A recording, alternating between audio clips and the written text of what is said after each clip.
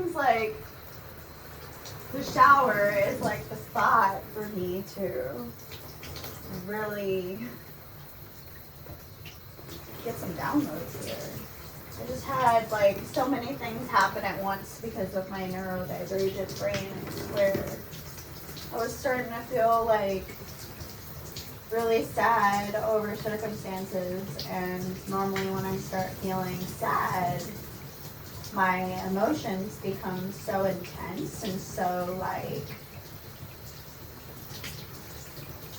okay, hear me out. This is why people would label somebody as too much, because people like me feel their emotions so intensely and so rapidly that it could go from 1 to 1,000 and very quickly, and that's due to trauma, hypervigilance, narcissistic abuse, rewiring your nervous system, and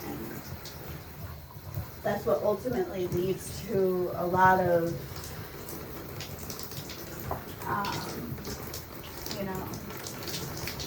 shitty things, to put it lightly, and to put it in a perspective where everybody will understand. Cause like just shitty things and chaos to continue happening because your mind is trained to vibrate at the frequency of how people have treated you. So therefore your nervous system is wired to accept that type of treatment.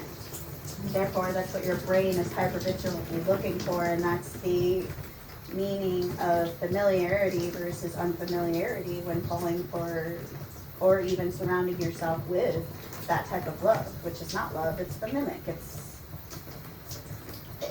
masked love, it's a facade that people intentionally project onto you to continue to siphon your life and ultimately keep you getting to this point. Because when you're at a point of sorrow, regret, or even carrying the emotional weight of what somebody placed on you, it allows them to continue to shine in that light and steal and steal and steal from you. And it's a double-edged sword, because it's like you're sad because you're thinking about the person and you're wanting, your brain's trying to wrap around and create closure and understand what the fuck happened. Meanwhile, they're over there like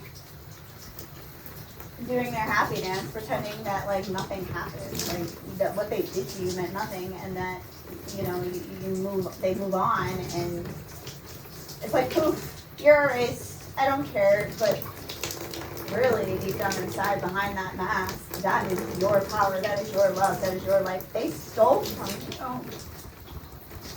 like that's not cool, man. That's spiritual fucking warfare, and that's some serious karmic debt to carry on, and eventually it's gonna catch up. Like, the reason why I hopped on here is I had so many realizations happen at once, because before I was allowing myself to have my rage panic attacks in the shower because it was the safest place and where I wouldn't, harm myself or property. Because why a person would do that is due to everything I just explained. If somebody is constantly putting their feelings onto you and siphoning your light, your beauty, your shine, then of course, where does that energy go that they actually portray for themselves on the inside? It goes onto you. It's like a switch. It's like a subtle switch, and you don't even realize it's happening, and then it can happen even when you're not in the presence of the person, and that's the trick. That is spiritual warfare, and that is the devil using people as spawns to prevent them from creating. That is a narcissist. Going back to my depictions on my view of God, Jesus, and light and darkness, really, that's what it is. It's consciousness. It's to rob you of that light, beautiful consciousness and high frequencies to create and attract the beauty of life. And they're trying to steal that from you without actually having to do the work, and that's why they hop from a relationship, or friendship to friendship, or they can't even just sit with themselves. I mean, I'm not talking just relationships, I'm talking friendships, family members, all of it. People are constantly trying to steal that shit from you. And the moment you take that power back and realize it, you're not gonna be forced to spiral anymore. You're gonna be able to catch yourself and be like, wait a minute, is this mine? Is that even my feeling or thought? It makes you wonder about life, you know? It's like, was that really even mine in the first place? Why am I acting out of character due to the environments that I'm in? What the fuck is going on? You know, like, and I've noticed a pattern in my life is I operate best when I'm alone because that's my true identity. I'm such a deep feeler and such a deep empath that I have knowingly all these years carried everybody else's wounds as if they were my own.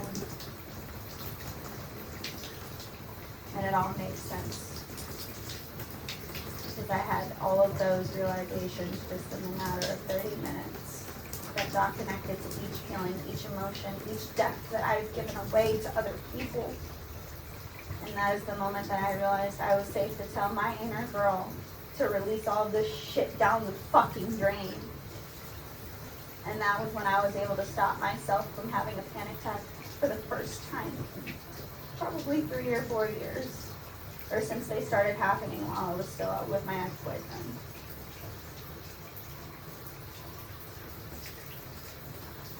It was the final straw. He was the final betrayal that allowed me to see all of this. And the reason why it took me so long is because I prayed every single day for that man. I wished him well. I wished all the healing in the world for him. That the universe had a very beautiful, I'm going to put it, way of opening my eyes to the truth. And the truth is the simple fact that these people never loved you. They never loved you. No. They just wanted to steal your life. And that's that. And every time you feel like you're about to spiral, just remember to tell your inner girl or inner boy, whoever's listening, take it how it resonates. Tell that inner child that is okay.